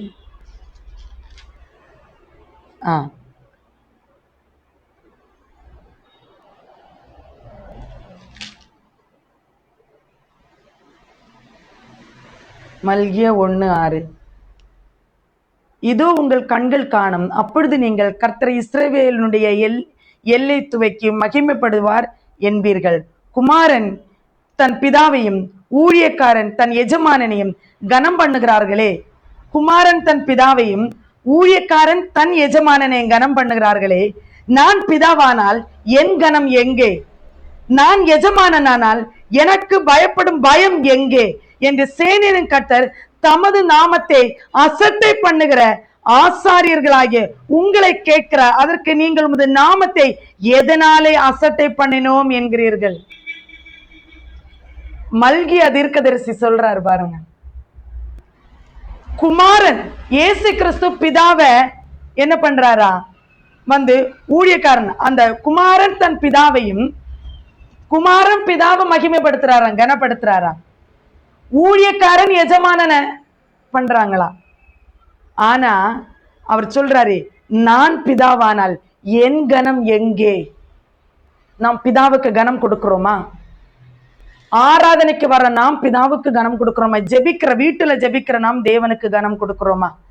எவ்வளவு சாதாரணமா நம்ம சொல்றோம், நம்ம ஜெபம் பண்ண கர்த்தர் என்னுடைய ஜெபத்தை கேட்டாரு, எனக்கு பதில் கொடுத்தாரு அப்படின்னு எழுதணும். உண்மையாகவே எனக்கு பயம். என் ஹஸ்பண்ட் சொல்லுவாரு, ஒன்னுதான் ஆண்டவர் வெளிப்படுத்தினாருல்ல, அப்புறம் ஏன் சொல்ல மாட்டேங்கிற, அவங்க கிட்ட நீ சொல்லு அப்படின்னு சொன்ன. நான் சொல்ல மாட்டேன் அவ்வளவு சீக்கிரம் எல்லாருக்கிட்ட. அவரு அதை நிறைய வாட்டி கன்ஃபார்ம் பண்ணுவேன், மறுபடி ஆண்டவர் சொன்னாருன்னு நான் தட்டன்னு போய் சொன்ன, மேல இருக்கிற அவருக்கு பயப்பட வேண்டாமா? அவர் சர்வசேனையின் தேவன். இமைகள், என்னுடைய இமை இப்படி மூடி திறக்கிறதுக்கு முன்னாடி அவர் அற்புதத்தை செய்து முடிக்கிற தேவன். அவர் பூமியை மொத்தத்தையும், ஒரு கோலா இருக்கிற பூமியை மொத்தத்தையும் அழிச்சிருவாரு இமைகள் மூடி திறக்கிறதுக்கு முன்பாக. அவ்வளவு பவர் உள்ள தேவன்கிட்ட அவர் சொன்னார், என்கிட்ட அவர் எனக்கு வெளிப்படுத்தினார், அவர் எனக்கு காட்டினார்ன்னு சொல்ல பயம் இருக்கணும் இல்லையா? நம்ம சொல்ற ஊழியக்காரங்களுக்கு நமக்கு பயம் இருக்கணுமா வேண்டாமா? அவ்வளவு சீக்கிரம் எல்லாம் நான் சொல்லிட மாட்டேன். அதை ஆண்டவர் மறுபடியும் கன்ஃபார்ம் பண்ணி தேவனிடத்துல ஒப்புருவாய் அவரோட திரும்ப கன்ஃபார்ம் பண்ணதுக்கு அப்புறம் தான் ஒரு காரியத்தை, ஒரு திட்டத்தில் ஆண்டவர் இப்படி உங்களை பத்தி வெளிப்படுத்தி இருக்கிறாரு அப்படின்னு சொல்லுவேன். அவ்வளவு சாதாரணம் என்னுடைய சுயத்துல நான் போய் பேசிட முடியாதுங்க. தேவன் மேல பயம் வேணும். அதனால பழி வாங்கக்கூடாது. நம்ம யாரு? தேவன் மட்டும்தான் பழி வாங்குகிறவர், அவர் மட்டும்தாங்க பேசுகிறவர். என்கிட்ட ஆண்டவர் சொன்ன வார்த்தையை உங்களுக்கு நான் ஷேர் பண்ணியிருக்கிறேன். கண்டிப்பா உங்க வாழ்க்கையில் இது பிரயோஜனமாயிருக்கு. கர்த்தர் தாமே ஆசீர்வதிப்பார். ஹல்லேலூயா, ஹல்லேலூயா. சரி, போன வாரம் பார்த்ததனுடைய தொடர்ச்சி பார்க்கலாம் இல்லையா? இது வெளிப்படுத்தின விசேஷம் 3ஆம் அதிகாரம்ல போன வாரம் என்ன பார்த்தோன்னு சொல்லிட்டு ஜஸ்ட் ஒரு கோத்ரூ மாதிரி போறேன். போன வாரத்துல என்ன பார்த்தோம்னா, இது வாசற்படியில நின்று தட்டுகிறேன், ஒருவன் என் சத்தத்தை கேட்டு கதவு திறந்தா அவனிடத்தில் நான் பிரவேசித்து அவனுடைய போஜனம் பண்ணுவேன், அவனும் என்னோட போஜனம் பண்ணுவான்ங்கிற வசனத்துல அந்த மேல உள்ள பகுதியை அப்படியே பார்த்தோம். சரியா? இப்ப இயேசு கிறிஸ்து இதை சொல்றாரு. இதை எப்படி சொல்றாரு? நான் வாசப்படியில நின்று தட்டுறேன்ப்பா, நீங்க கதவை துறைங்க அப்படின்ட்டு. நம்மளால ஏன் கதவு திறக்க முடியல? நமக்கு அவருடைய சத்தம் கேட்கல. அவர் தெளிவா அந்த வேர்டை மென்ஷன் பண்ணியிருக்காரு, என் சத்தத்தை கேட்டு கதவை திறந்தால், என் சத்தத்தை கேட்டு கதவு திறந்தா. அப்ப அவருடைய சத்தம் கேட்டா கதவு திறந்துருப்போம் இல்லையா? அப்போ கதவு அடைச்சிருக்கு, அவர் வெளியில இருந்து தட்டுறாரு அப்படின்ட்டு. அப்போ நாம தான் தேவன் வாசம் செய்யற ஆலயமா இருக்கும் இல்லையா? இதுதான் வீடு, இது இங்கதான் அவர் வாசம் செய்யறாரு இல்லையா? அப்போ அதாவது இந்த தேகத்துல குடியிருக்கிறேன்னு சொல்லிட்டு எழுதி இருக்கு நிருபத்துல. அப்போ இதுதான் நம்மளுடைய குடியிருப்பா இருக்கு. இந்த தேகத்தை விட்டு பிரிந்து போறதுக்கு தான் வாஞ்சியா இருக்காங்க எல்லா பரிசுத்தவான்களும். அப்போ இதுல இருந்து தட்டுறாருன்னா நம்மளுடைய இருதயத்துக்குள்ள வர்றதுக்கு, நமக்குள்ள வர்றதுக்கு தேவனுக்கு கிறிஸ்து இயேசு வந்து பிரியப்படுறாரு. அப்போ அவர் அவர் ஃபர்ஸ்ட் வெளியே இருக்காரா இல்லையாங்கிறத நம்ம ஒரு 4 விஷயத்தின் வழியா நம்ம ஒரு கன்ஃபர்மேஷன் ஸ்டேஜுக்குள்ள வந்தோம். கிறிஸ்து நமக்குள்ள இருந்தா இருக்காரா இல்லையான்னு நம்ம சோதிக்கிறதுக்கு என்ன பண்ணணும்னா, முதல்ல நமக்குள்ள சந்தோஷம் இருக்கா, எந்த சூழ்நிலையிலும் நம்மளால சந்தோஷமா இருக்க முடிஞ்சதுன்னா கிறிஸ்து நமக்குள்ள இருக்காரு. 1. 2வது, நமக்குள்ள எந்த இடத்துல கொண்டு போய் விட்டாலும், எந்த சூழல்ல கொண்டு விட்டாலும் நமக்குள்ள ஒரு தெய்வ சமாதானம் இருந்ததுன்னா இயேசு கிறிஸ்து எனக்குள்ள இருக்காருன்னு பொருள். 3வது, எதை குறிச்சுமே பயப்படாத ஒரு நிலை எனக்குள்ள இருதயத்துல இருந்ததுன்னா, எதை குறிச்சும் அச்சங்கிறது இல்லாம இருந்தோம்னா இயேசு எனக்குள்ள இருக்காரு அப்படின்னு சொல்லி தாவீதை குறிச்செல்லாம் பார்த்தோம், பயம் இல்லாம இருந்தான் இல்லையா? அப்போ 4வதா, நாளைய தினத்தை குறிச்சு, இனி வரப்போற காரியத்தை குறிச்சு, ஃபியூச்சரை குறிச்சு, நாளைக்கு அடுத்து நடக்க இருக்கிற காரியத்தை குறித்து துளி கூட கவலையே நமக்கு இல்லைன்னா இயேசு கிறிஸ்து நம்ம கூட இருக்காரு, அப்படி நமக்குள்ள இருக்காருங்கிறது அர்த்தம். இதெல்லாம் வச்சு பார்த்துட்டு அப்போ ஒருவேளை நமக்குள்ள இல்லைன்னா நம்ம என்ன செய்யணுங்கிறத பார்த்தோம். ஏன் சத்தம் கேட்கலன்னா, நம்ம ஆல்ரெடி வேற சத்தத்தை கேட்டுட்டு இருக்கும்போது நமக்கு வந்து இவருடைய சத்தம் கேட்காது. அதுக்கு உதாரணமா நம்ம யார்கிட்டயாவது ஃபோன் பேசிட்டு இருக்கும்போது இயர்போன்ல பாட்டு மெசேஜ் ஏதாவது கேட்டுட்டு இருக்கும்போது கதவு தட்டினா பக்கத்துல பேசினா கேட்காது இல்லையா? அதை குறித்து நம்ம வந்து பார்த்தோம் இல்லையா? அப்போ அவருடைய சத்தத்தை நம்ம கேட்டுட்டோம். சரியா? கேட்டுட்டதுக்கு அப்புறம் நம்ம அவர் அந்த எழும்பி கதவை திறக்கிறதுக்கு ஒரு பலன் வேணும், உன்னதத்துல உள்ள பலன். அது அபிஷேகம் அப்படின்னு பார்த்தோம். அபிஷேகம் இல்லாம அவருடைய சத்தத்தை கேட்டு அவருக்கு கதவை திறந்து நம்ம இது பண்ண முடியாது அப்படிங்கிறத பார்த்தோம். அதுக்கப்புறம் சரி கதவு திறந்தா என்ன ஆகும்னா அவர் நம்ம கூட போஜனம் பண்ணுவாருன்னு சொல்லியிருக்கு. நாமளும் அவரோட போஜனம் பண்ணுவோம். போஜனம்னா என்னன்னா யோவான் 4:34 பார்த்தோம். என் பிதாவினுடைய சித்தத்தை செஞ்சு அவருடைய கிரியையே நடப்பிக்கிறது தான் என்னுடைய போஜனமா இருக்கு அப்படின்ட்டு கர்த்தராகிய கிறிஸ்து இயேசு தம்முடைய சீஷர்களிடத்துல சொல்றார் இல்லையா? அப்போ அதுதான் அவருடைய போஜனமா இருக்கு. என்ன? பிதாவினுடைய சித்தத்தை செய்யணும் அப்படிங்கிறது. இது வரைக்கும் நம்ம போன வாரம் பார்த்தோம், அப்படித்தானே? இந்த வாரம் நம்ம அந்த கடைசி 2 பகுதியை மட்டும் பார்க்க போறோம். அவனோட போஜனம் பண்ணுவேன்னா என்ன, அவனும் என்னோட போஜனம் பண்ணுவான்னா என்ன? இது ரெண்டும் போன தடவை சொன்ன 2 காரியமாக்கும். நான் முடிஞ்சா இன்னொரு நாள் சொல்லி கொடுக்குறேன் சொன்னேன் இல்லையா? அது இன்னைக்கே இதுதான் ஏவுனாரு. சரி, அப்போ ஃபர்ஸ்ட் விஷயம், அவனோட போஜனம் பண்ணுவேன். நான் இப்ப வந்து ஒய்ஃப் இருக்காங்க, இவளோட போஜனம் பண்ணுவேன்னா நான் சாப்பிடும் போது அவளும் கூட இருப்பா. இல்ல அவ இருக்கிற வீட்டுக்குள்ள நான் வரேன், அவ இருக்கா, நான் வந்து சாப்பிடும் போஜனம் பண்றது நான் தான் இல்லையா? அவ போஜனம் பண்ண கிடையாது. அப்போ நான் அவளோட அவ எனக்கு கம்பெனி கொடுக்கலாம், பேச்சு கொடுக்கலாம், அதை பரிமாறலாம், என்ன வேணா பண்ணலாம். ஆனா சாப்பிடுறது நானா தான் இருப்பேன். அதான் ஃபர்ஸ்ட் பாயிண்ட். அப்போ இயேசு கிறிஸ்து ஒரு மனுஷனுக்குள்ள வந்தா அவர் என்ன பண்ணுவார்னா அவர் போஜனம் பண்ணுவாரு. போஜனம்னா என்ன? என் பிதாவினுடைய சித்தத்தை செய்யறது தான் அவருடைய போஜனமா இருக்கு. என் பிதாவினுடைய கிரியைய நடப்பிக்கிறது தான் கிறிஸ்து இயேசுனுடைய போஜனமா இருக்கு. அப்ப எனக்குள்ள வந்த முதல்ல அவர் என்ன செய்வாரு? என்னில இருந்து பிதாவினுடைய சித்தத்தை செய்வார். என்ன எதுக்கு அழைச்சாரோ, நான் என்ன செய்யணுமோ அதை அவர் என்னில இருந்து முதல்ல செய்வார். அதுதான் என்னோட அவர் போஜனம் பண்றது. அல்லேலூயா. புரிஞ்சிருக்கும் நம்ம நம்புறேன். சரி, இன்னும் கொஞ்சம் லகுவா பார்க்கணும். சரி, அவர் என்னோட போஜனம் பண்ணுவாருன்னா ஓகே, நீங்க சொல்றது ஓவரால் புரியுது.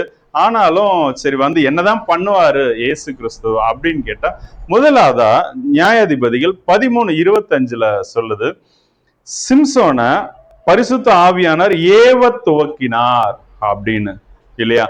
அதே மாதிரி இப்ப மத்தேயு 4 இருக்கட்டும், அதுல என்ன சொல்லும்? இயேசு கிறிஸ்துவ இவர் பரிசுத்த ஆவியானவர் பிசாசினால் சோதிக்கப்படுறதுக்கு அவர் வனாந்திரத்துல கொண்டு போனார் அப்படி இருக்கும் இல்லையா? அப்போ முதல் காரியம், இயேசு கிறிஸ்து எனக்குள்ள வந்தா என்ன செய்வார்னா என்னை ஏவுவார். புரியுதா? இதை செய், இதை செய், இதை செய் அப்படின்ட்டு ஒரு உந்துதல் கொடுப்பாரு. என்னால காலையில தூங்க முடியாது, எழும்பும்பார். அது 2 மணியா இருக்கட்டும், 3 மணியா இருக்கட்டும், 4 மணியா இருக்கட்டும், அவர் எழுப்புவார். அவருடைய தொடுதலை உணர முடியும். யாரோ எழுப்புன மாதிரி இருக்கும், யாரோ கூப்பிட்ட மாதிரி இருக்கும். டக்குன்னு முழிப்பு வரும். திரும்ப நம்ம இப்போ ரெஸ்ட் ரூம்லாம் போயிட்டு வந்தா கூட தூக்கம் வராது. இதெல்லாம் ஆண்டவர் எழுப்புறது. அவர் கூட நம்ம பேசுறதுக்கு, உறவாடுறதுக்கு, அவரோட வந்து சம்பாஷிக்கிறதுக்கு. அது ஜெபமா இருக்கலாம், துதியா இருக்கலாம், இல்ல வசன தியானமா இருக்கலாம், வாட் எவர். ஒவ்வொருத்தங்க ஒவ்வொரு வழியில தேவனை கிட்ட சேருவாங்க. சரியா? அந்த வழியில தேவனோட நம்ம தொடர்பு கொள்ளணும். முதல்ல அவர் என்ன பண்ணுவார்? ஏவுவாரு. ஹல்லேலூயா. எப்படி சிம்சோனை ஏவுனாரோ அதே போல உங்களையும் என்னையும் வந்து அவர் ஏவுவார். முதல்ல ஒரு மனுஷனை ஏவுனதை நான் சொல்றேனே, பேதுரு எப்படிப்பட்ட மனுஷன்? அவன் பயப்படுவான் இல்லையா? ஒண்ணு நம்ம என்ன வழக்கு தமிழ்ல சொல்லலாம், ஆர்வ கோளாறு அந்த மாதிரி வந்து சொல்லலாம்.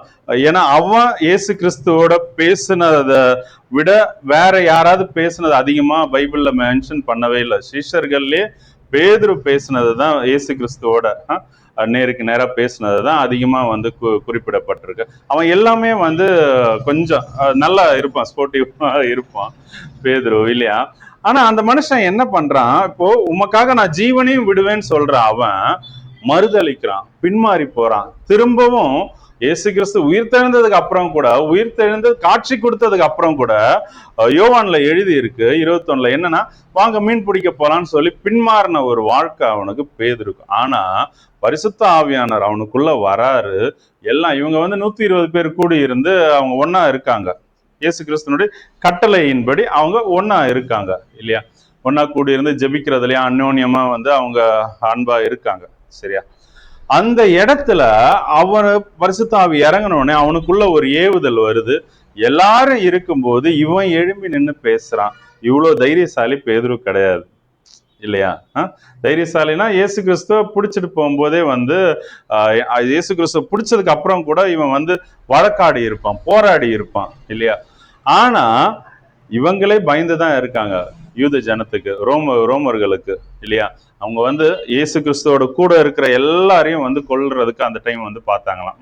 அதெல்லாம் கமெண்ட்ரியில இருக்கு, அது அந்த ஹிஸ்டரியில இருக்கு, பைபிள் ஹிஸ்டரியில இருக்கு.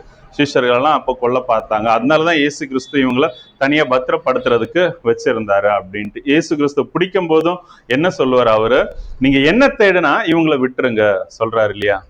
இவங்களை விட்டுருங்கன்னு சொல்லிட்டு இவர் தன்னை வந்து ஒப்பு கொடுக்கிறார் இல்லையா? அப்போ பேதுரு ஒரு பயப்படுறவன் இல்லையா? பேதுரு பின்மாறுறவன். பேதுரு வந்து அது எப்படி சொல்லலாம்னா, அவன் மறுதளிக்கணும்னா அவனுடைய இருதயம் எப்படி இருக்கணும், என் உயிரை காப்பாத்திக்கணும்னு அவ்வளவு துரிதமா இருந்த பேதுரு அவன் உயிரை குறிச்சு கவலைப்படாம அவர் ஆவியானவர் வந்து இயேசு கிறிஸ்து இவனுக்குள்ள வந்து ஏவும் போது எழும்பி நின்று சத்தமா பிரசங்கிக்கிறான். உரத்த சத்தமா வந்து அவன் பிரசங்கிக்கிறான். அப்போ 3000 பேர் எல்லாரும் கேட்குறாங்க. அந்நிய பாஷையில பேசுறாங்க, அவங்களுடைய பாஷைகள்ல பேசுறாங்க. கேட்கிற ஜனங்களுடைய பாஷைகளை அவங்களுக்கு புரியுது. அவங்க எல்லாம் இயேசு கிறிஸ்து ஏத்துக்கிறாங்க. அதுவும் அவன் பேசுறது கண்டிச்சு பேசுறான்.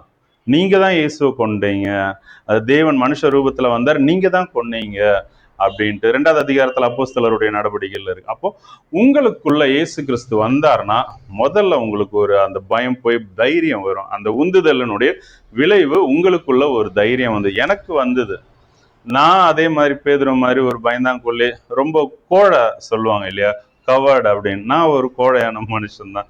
ஆனா ஆண்டவர் எனக்குள்ள வந்ததுக்கு அப்புறம் எது சொன்னாலும் அந்த ஆண்டவருடைய காரியத்தை வந்து இப்ப தைரியமா நிறைய பேர் இருந்தாலும் அவங்க மத்தியில வந்து ஒரு அண்ணன் இருந்தாங்க இப்போ சிஎஸ்எஸ் சபையில. அப்போ ரவி அண்ணன் அப்படின்ட்டு அவங்க வந்து தம்பி ஒரு 5 நிமிஷம் வசனம் பேசு டக்குன்னு சொல்லுவாங்க.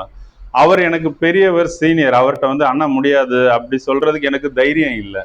சரின்னு சொல்லி எலும்பி நிற்பான், அவ்வளவுதான். ஆண்டவர் கடைசியா என் கூட பேசின விஷயம் இல்லை, அந்நேரத்துல அருளப்பட்டது ஒரு 5 நிமிஷம் வந்து அப்படி பேச தொடங்கிதான் எனக்கு ஊழியமே வந்து ஆரம்பிச்சது. ஆண்டவர் என்ன உருவாக்குனாரு. அப்போ முதல்ல கிறிஸ்து உங்களுக்குள்ள வந்து எப்படி போஜனம் பண்ணுவார்னா உங்களை உந்துதல் பண்ணுவார். சரியா? எப்படி சிம்சோனை ஏவுன மாதிரி உங்களை ஒரு ஏவுதல் தருவார். அவருடைய காரியத்துல ஒரு சுவிசேஷம் அறிவிக்க இருக்கலாம், இல்ல பாட்டு பாட துதிக்க சொன்ன இல்லையே உங்களை தூங்க விடாதபடிக்கு அவர் தொல்லை பண்ணுவார். நீங்க ஒரு காரியத்தை இப்ப டிவி பார்க்கவோ தேவனுக்கு பிரியம் இல்லாம யாரு கூட பேசும்போதோ இருதயத்துல இருந்து ஒரு புஷ் பண்ணுவார், பேசாத, சத்தம் போடாத, இத இப்படி கோவப்படாத, இந்த இடத்துக்கு போகாத, இந்த மாதிரி உடை போடாத, நம்மளை வந்து சரி செய்யறதுக்கு வேண்டி அவர் ஒரு உந்துதல் தருவார், பரிசுத்த ஆவியானவர். சரியா? 2வது இயேசு கிறிஸ்து என்ன பண்ணுவார்னா சங்கீதம் 32:8 சொல்லுது, நான் உனக்கு போதித்து நீ நடக்க வேண்டிய வழியை காட்டணும். 2வது அவர் செய்யற விஷயம், he will teach us, நமக்கு சொல்லி கொடுப்பாரு, டீச் பண்ணுவார் வசனத்தை. அது வரைக்கும் நம்ம வசனத்தை வாசிச்சிருப்போம், அது ஒரு கதை மாதிரி இருக்கும், புரிஞ்ச மாதிரி இருக்கும். லூக்காலாம் ஈஸியா புரிஞ்ச மாதிரி இருக்கும். ஆனா எனக்கு கஷ்டமா இருக்குது சுவிசேஷ பகுதி தான்.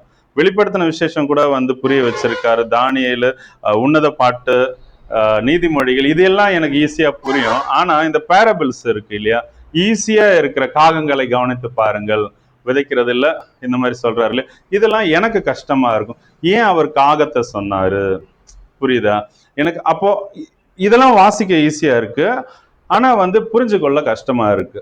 இப்போ நான் முன்னாடி ஒரு 5 வருஷம் கிட்ட வந்து ஒரு பைத்தியம் மாதிரி பைபிளை வாசிச்சுட்டு இருந்தேன். ஏறக்கும் 5 வருஷத்துக்கு மேலதான் இருக்கும் எனக்கு. ஆனா புரியாது.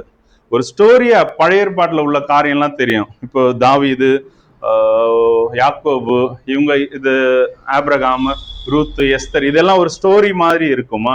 இதெல்லாம் ஒரு ஸ்டோரியா எனக்கு புரியும். ஆனா அவர் எனக்குள்ள வந்ததுக்கு அப்புறம் எனக்கு சொல்லித்தர பேட்டர்னே வேற மாதிரி இருக்கு. இங்க இருக்கிற வெளிப்படுத்தின விசேஷத்துல இருக்கிறதுக்கு உண்டான இது இப்படின்னா என்ன, ஒரு சிங்காசனம்னா என்னன்னா அவர் உடனே ஆதி ஆகமத்துக்கு போவார், ஏதேன் தோட்டத்துல உள்ள அதை சொல்லுவார். சரியா? அப்போ அவர் ஒப்பிட்டு காட்டுறது, சொல்லித்தரது, அது ஒரு வேற மாதிரி இருக்கு. ஆனா அதுதான் பரலோக ராஜ்யத்துக்குரிய உபதேசம். அப்போ ரெண்டாவது அவர் செய்யறது எனக்கு போதிப்பார். ஒண்ணு எனக்குள்ள இருந்து போதிப்பாரு, இல்ல வேற ஊழியர்கள் வழியா. இப்பதான் அப்போ ஃபுல்லா மீடியா பறந்து இருக்கு இல்லையா, மீடியாக்கள் வழியா இல்ல பக்கத்து வீட்டுக்காரங்க நம்ம வீட்டுல இருக்கிறவங்க வச்சு ஏதோ ஒண்ணு அவருடைய வசனத்தை நான் என்ன செய்யணுமோ, நான் எப்படி பிதாவினுடைய கிரியையை நடப்பிக்கணுமோ, நான் எப்படி அவருடைய சித்தத்தை செய்யணுமோ அதை எனக்கு போதிப்பாரு. ஹல்லேலூயா.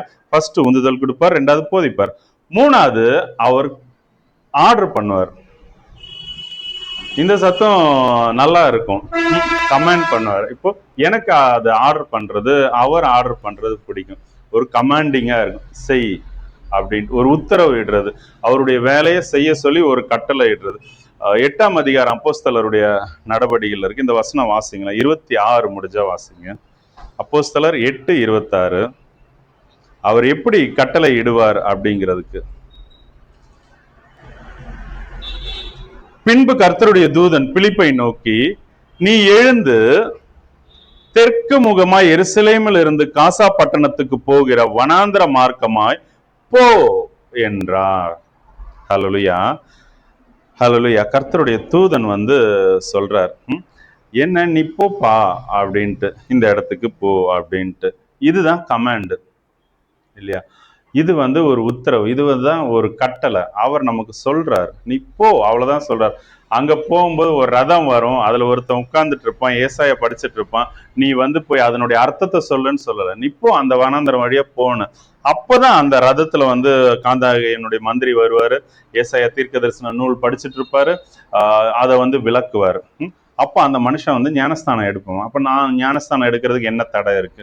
இவர் இப்படிதான் கமெண்ட் பண்ணுவார். ஹல்லேலூயா, நீ போய் இதை செய். இப்போ அங்க பின்னாடி நம்ம நியாயாதிபதிகள்ல பார்க்கும்போது கிதியோன்ட்ட வராரு, கமெண்ட் பண்றாரு இல்லையா, உனக்கு இருக்கிற இந்த பலத்தோடய போ. கமெண்ட் என்ன, நீ போகணும், போய் தான் ஆகணும் இல்லையா.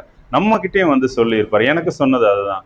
நான்லாம் இப்போ ஊழியத்துக்கு எப்படி வந்த மீன்ஸ், என்ன அவர் மிரட்டி தான் இது பண்ணாரு. இன்னும் ஏன் தாமதமா இருக்கு, ஒரு 2 நாள் கரெக்டா 2021 அதுக்கு முன்னாடி ஊழியத்துல கூட இருந்தேன், ஒரு உடன் ஊழியரோட ஊழியம் பண்ணிட்டு தான் இருந்தோம். பட் எனக்கு அவர் கொடுத்த மினிஸ்ட்ரி ஆரம்பிக்கிறது 2021 ஜூலை மாசம், அந்த கடைசி ஒரு 2-3 நாள்ல 30ஆம் தேதியோ 31ஆம் தேதியோ ஊழியத்தை ஆரம்பிச்சது. ஜூலை மாசம் அதுக்கு 2 நாள் முன்னாடி அவர் கடிஞ்சு கொண்டு பேசுறாரு, இன்னும் ஏன் தாமதமா இருக்க, எழும்பி கட்டு, எழும்பி புறப்படு, உனக்கு இருக்கிற இந்த பலத்தோடய போன்னு சொன்ன. என்னால தூங்க முடியாது, முழிச்சிட்டு இருக்க முடியாது, நிக்க முடியாது, நடக்க முடியாது, காதல கேட்டுக்கிட்டே இருக்கு, போ போ போ போ, என்ன உனக்கு இருக்கிற இந்த பலத்தோட போ, இந்த பலத்தோட போனா எனக்கு ஒன்றும் தெரியாது, நான் என்ன பண்றது.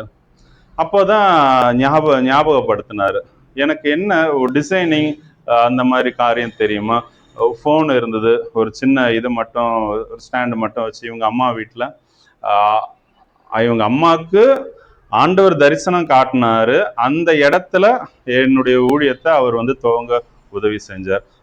ஒன்றும் இல்லை, அங்கே இருந்து ஒரு 5 நிமிஷம் பேசினேன், அதுக்கடுத்து அது அப்படியே கண்டினியூ ஆகிட்டு இருந்தது. அது வாட்ஸ்அப் குரூப் ஆயிடுச்சு, நிறைய பேருக்கு வசனத்தை சொல்லி கொடுக்கறதுக்கு. இப்போ ஒரு சபையாக ஆகிருக்கு. இன்னும் ஆண்டவர் பெருசாக கொண்டு போவார், கர்த்ததாமே இந்த ஊழியத்தை ஆசீர்வதித்தபடியினால.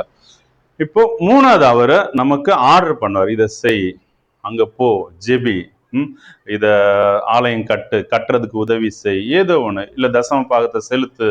இந்த மாதிரி ஆர்டரா நமக்குள்ள இருந்து நம்மளை யார் அதிகாரப்படுத்துவார், நம்மளுடைய மனவாளன், நம்ம ஆத்தும நேசர், நம்ம மேல உரிமை இருக்கிறவங்க தான் நம்ம கிட்ட ஆர்டர் பண்ணி ஸ்ட்ரிக்டா சொல்லுவாங்க. இப்ப நம்ம பிள்ளைங்கள் எல்லாம் ஏன் அவங்கள மட்டும் ஆர்டர் பண்றோம், பக்கத்து வீட்டு பிள்ளைங்க மேல அந்த அளவுக்கு உரிமையோட சொல்ல மாட்டோம். அந்த உரிமையின் குரல் உங்களுக்குள்ள கேட்கிற விஷயமும் அவர் ஆல்ரெடி சொல்லி கொடுத்த விஷயத்தை தான் நம்மளை செய்ய சொல்லுவார். ஹல்லேலூயா.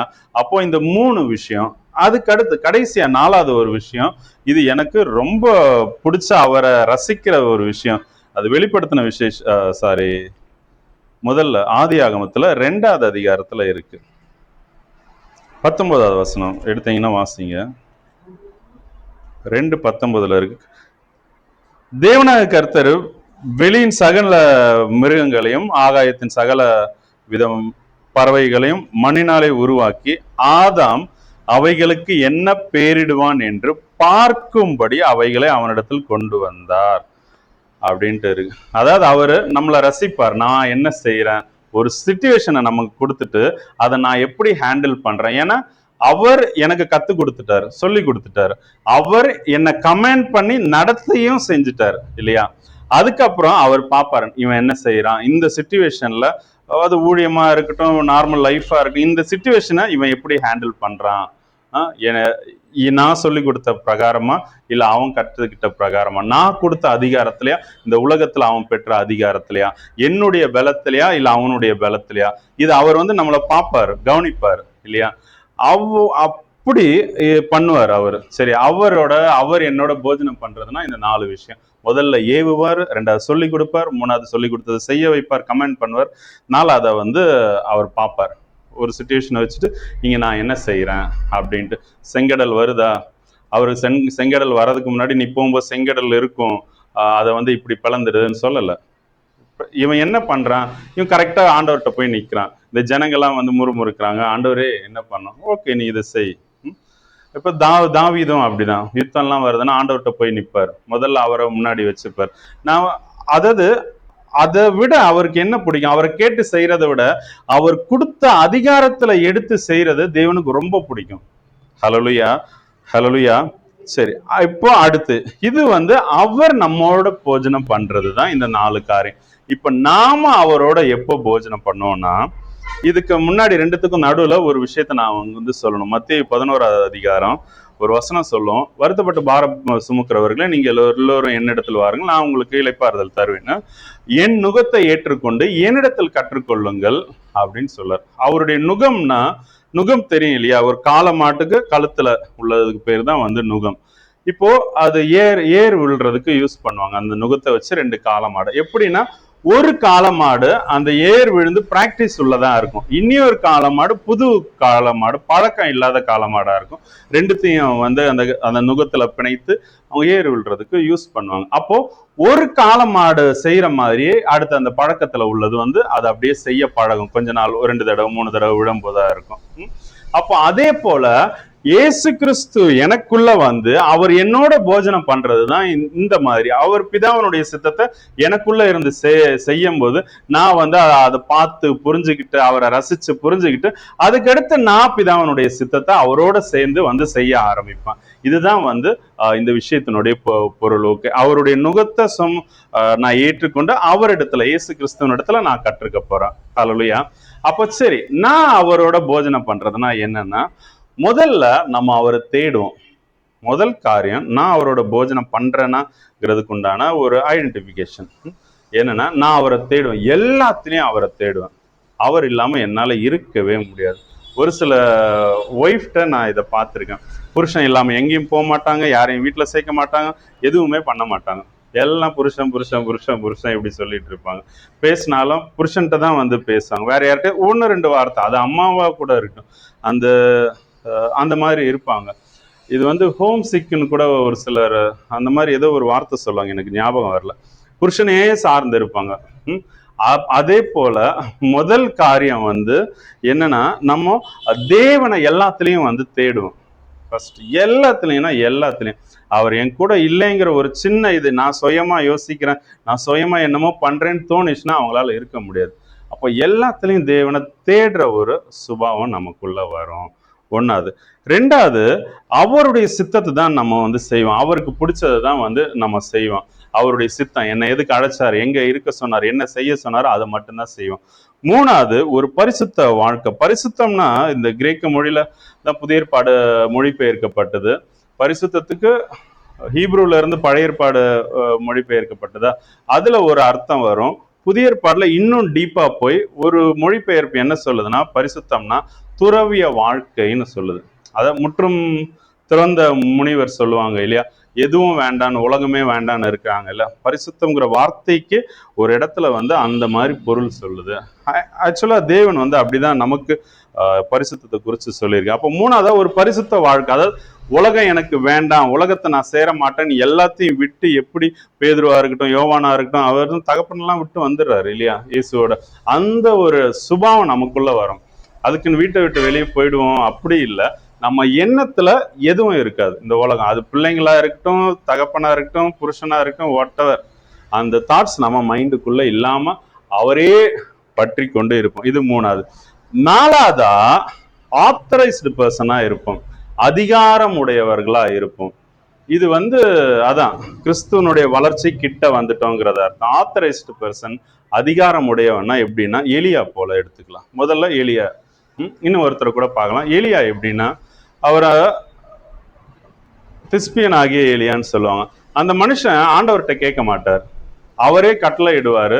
என் வார்த்தை அன்றி, ஆண்டவர் உங்களுக்கு சொல்லுகிறான்னு வசனம் இருக்காது. என் வார்த்தை அன்றி இந்த இஸ்ரேல் தேசத்துல அது என்ன சொல்ல, பனியோ மழையோ பெய்யாது. அவர் சொன்ன வார்த்தையின்படியே ஆயிடுச்சு.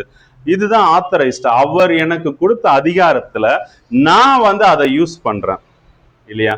இதை தப்பா பிசாசு மாதிரி எல்லாம் ஊழியர்கள் யூஸ் பண்றாங்க. நீங்க அப்படி போயிடக்கூடாது. அதான் சொன்னலாம், இந்த ஸ்டேஜ் எல்லாம் கடந்து உங்களை நீங்களே நிதானிச்சு பார்க்கும்போது யூடியூப்ல இந்த வீடியோ இருக்கும், வேணும்னா திரும்ப கூட நீங்க போட்டு பார்க்கலாம். இல்லை என்கிட்ட கேட்டாலோ இங்க வந்தாலோ நான் அதிகமா சொல்லி கொடுக்கவும் நான் விருப்பப்படுவேன். சரி, ஆத்தரைஸ்னா அந்த அதிகாரத்தை பெற்று அவருக்கு பிடிச்சதை நம்ம செய்யறது தான். 2வது யோசுவா செஞ்சது சரித்திரத்திலே இடம் குறிச்சிருக்கு. எப்படின்னா, அந்த சூரியனை பார்த்து நீ அங்கேயே தரித்து நில்லு, சந்திரனை பார்த்து நீ ஆயிலோன்ல இரு சொன்னாரு, கட்டளையிட்டாரு. அது அப்படியே நின்னுது. இது மோசையா இருந்தா என்ன பண்ணுவாரு? ஆண்டவர் சமூகத்துல போய் கேட்பாரு. அதுதான் தப்புன்னு சொல்லல, இதை விட தேவனுக்கு இது பிடிக்கும். ஏன்னா இப்ப நம்ம பார்த்தோம் இல்லையா, எந்த வசனத்துல? ஆதியாகமம் 2:19 பார்த்தோம். இவன் இதுக்கு என்ன பேரிடுவானோன்னு சொல்லிட்டு இவர் பாக்குறாரு. இப்போ நம்ம பிள்ளைங்க வளர்ந்ததுக்கு அப்புறம் கூட அம்மா நைட் என்ன சமையல் பண்றான் அப்படி கேட்கிற பிள்ளைங்களை விட எனக்கு இது பிடிக்கும், இந்த நேரத்துல இந்த சிச்சுவேஷன்ல எனக்கு இதுதான் பிடிக்கும்னு சொல்லி செஞ்சு கொடுக்குறாங்க இல்லையா? அந்த பிள்ளைங்க மேலதான் அதிக பாசம் வரும் இல்லையா? அப்ப தேவனுக்கு இதுதான் பிரியம். அவர் கொடுத்த அதிகாரத்தை எடுத்து நான் பயன்படுத்தணும். அதுக்கு வேண்டிதான் அவர் எனக்குள்ளேயே இருக்காரு. ஹல்லேலூயா. அப்பதான் நான் உலகத்தை ஜெயிக்க முடியும். நம்ம ஈஸியா சொல்றோம், பரலோகத்துக்கு போகணும், நித்திய ஜீவன்ல இருக்கணும், இயேசுவோட இருக்கணும் அப்படின்னு. ஆனா அது அவ்வளோ ஈஸியான விஷயமே கிடையாது. நாம இந்த உலக சிந்தையை மறந்து விசுவாசம்தான் உலகத்தை ஜெயிக்க வைக்கும், ஜெபம் கிடையாது. நம்ம சபைகள்ல கேட்டிருப்போம், ஜெபம் ஜெயம்னு. வசனத்துல இதுதான் சொல்லுது, உங்கள் விசுவாசம் தான் உலகத்தை ஜெயிக்கிற ஜெயம்னு. ஜெபம் உலகத்தை ஜெயிக்கும்னு சொல்லவே இல்லை. அப்போ நீங்க விசுவாசிங்க, கர்த்தர் உங்களை இந்த வார்த்தைகள் வழியாக ஆசீர்வதிப்பாராக. நம்ம ஜெபிக்கலாம். சரி, ஸ்தோத்திரம் தகப்பனே, ஸ்தோத்திரம் ராஜா, ஸ்தோத்திரம் ராஜா. எண்ணி துதி செய்வாய், எண்ணில் அடங்காத கிருபைகளுக்கா இன்றும் தாங்கும் புயமே, இன்ப இயேசுவின் நாமமே. எஸ் தகப்பனே ராஜா, கர்த்தாவே உம்மை துதிக்கிறோம் ராஜா. கேட்ட வசனங்களை உம்முடைய கரத்துல கொடுக்கிறோம் ராஜா. யோர்தான் பிரவாகித்து வந்தாலும் தகப்பனே, செங்கடலே நடுவுல தடையாக நின்னாலும் ராஜா, எரிகோ போன்ற கோட்டைகள் எழும்பி எங்களுக்கு எதிராக நின்னாலும் தகப்பனே ராஜா, நாங்க அஞ்சினேன் தகப்பனே, நாங்க பயப்பட மாட்டோம் ராஜா. கர்த்தாவே, இந்த உலகத்துல இருக்கிறவனை விட எங்களுக்குள்ள இருக்கிற நீர் பெரியவர் என்பதை அறிவித்தீரே, உமக்கு நன்றி ராஜா. நீர் எங்களுக்குள்ள வந்ததே எங்களுடைய வாழ்வுக்காக, எங்களுடைய நித்திய ஜீவனுக்காக ராஜா. நாங்க உம்முடைய கிரியையை நடப்பிக்கும்படியாக நீர் உம்முடைய குமாரனை அனுப்பி இருக்கிறீர் தகப்பனே. நன்றி ராஜா, நன்றி ராஜா. ஓ தேவனே, நாங்க என்ன செஞ்சிட்டு இருக்கோம் தகப்பனே ராஜா. கர்த்தாவே, நாங்க எங்களுடைய காரியத்துக்கு என்று உம்மிடத்துல வரோமா, இல்ல உமக்காக நீர் எங்களுக்கு நியமித்தது குறித்து, பரலோக ராஜ்யத்துக்கு அடுத்தவைகளை குறித்து நாங்க யோசிக்கிறோமா தகப்பனே. ஓ தேவனே, பரலோக சிந்தையை தாருங்க ராஜா. இந்த மேலானவைகளை நாட உதவி செய்யுங்க ராஜா. அதே பிதாவனுடைய வலது பாரிசத்தில் இருக்கிற அந்த மேலான வைகளே ராஜா நாங்க தேடணும் தகப்பனே ராஜா. அதற்குரிய கிரியைகளை நடப்பிக்கணும் ராஜா. உமோடு கூட இசைந்து தகப்பனே உமக்கொத்த கிரியைகளை நடப்பிக்கணும் ராஜா. எங்களை சமர்ப்பிக்கணும் ராஜா. கேட்ட வார்த்தை வெறுமையா போகாதபடிக்கு தேவனே, நீர் எங்களோட போஜனம் பண்றதுக்கு நன்றி ராஜா. எங்களுக்கு ஏவி எங்களுக்கு உம்முடைய வசனத்தை சொல்லி கொடுத்து தகப்பனே, அதன்படி எங்களை நடக்க வச்சு ராஜா நீங்க பார்த்து கொண்டு இருக்கிறீங்க ராஜா. ஓ எஸ் தகப்பனே, நாங்க உம்மை தேடுகிறோமா? எல்லா காரியத்திலும் உம்மை முன்னிறுத்தி வைக்கிறோமா? நாங்க உம்முடைய சித்தத்தை தான் வந்து செய்யறோமா? இல்ல எங்களுடைய சுய சித்தத்தை செய்யறோமா என்று தகப்பனே. எஸ் ராஜா. கர்த்தாவே, நீர் இதை பார்த்து கொண்டு இருக்கிற தேவனாக இருக்கிறீர் ராஜா. கர்த்தாவே, எல்லா காரியத்தையும் உங்ககிட்ட கேட்டு கேட்டு கேட்டு செய்யறோமா? இல்ல நீரே இந்த சிச்சுவேஷன்ல இதைத்தான் செய்வீங்க என்று உமக்கு பிரியமானதை நாங்க செய்ய தொடங்குறோமா என்பதை பார்க்கிறேன் ராஜா. என் இருதயத்தில் உள்ளபடியெல்லாம் செய்வான் என்று சொல்லி தகப்பனே, நீர் இந்த சபையை நியமித்து இருக்கிறீர் ராஜா. கர்த்தாவே, உமக்கு பிரியமானதா நாங்க செய்யணும் ராஜா. இதற்காகவே எங்களை உருவாக்கி கொண்டு இருக்கிறேன். எங்களை சமர்ப்பிக்கிறோம். எங்களை ஆட்கொள்ளுங்க, வழி நடத்துங்க ராஜா. எங்களால ஒன்றும் செய்யக்கூடாது தகப்பனே. நீர் இல்லாமல் ராஜா எங்களால ஒன்றும் செய்யக்கூடாது தகப்பனே. நீங்க வாங்க ராஜா, எங்க இருதயத்துல ஏவ துவக்குங்க ராஜா. அதனுடைய முடிவு நாங்களும் உம்முடைய சிங்காசனத்துல மோடை கூட தகப்பனை இருக்கும்படியாக ராஜா ஆசீர்வதிங்க ராஜா. எங்களை கொண்டு செல்லுங்க. இந்த உலகம் வேண்டாம் ராஜா. இந்த உலகம் எங்களை வஞ்சிக்குது தகப்பனே. ஓ தேவனே, வஞ்சியாத மெய் தேவன் நீர் மாத்திரம் ராஜா. நாங்க என்ன நிலையில இருந்தாலும் அப்படியே வந்தது ராஜா. எங்களை முழுசா ஏற்றுக்கொண்டு எங்களுடைய பாவத்தை நீர் சுமந்து கரை திரையற்ற மனவாட்டியாக பரிசுத்தமாக நீர் எங்களை ஆக்கி இருக்கிறீர் ராஜா. நாங்கள் உம்முடையவர்கள் தகப்பனே. எங்களை ஏற்றுக்கொள்ளுங்க தகப்பனே. உம்மால செய்யக்கூடாத காரியம் ஒன்றும் இல்லை ராஜா. நீர் மாத்திரம் எங்கள்ல இருந்து மகிமைப்படும்படியான வாழ்க்கையை கொடுங்க.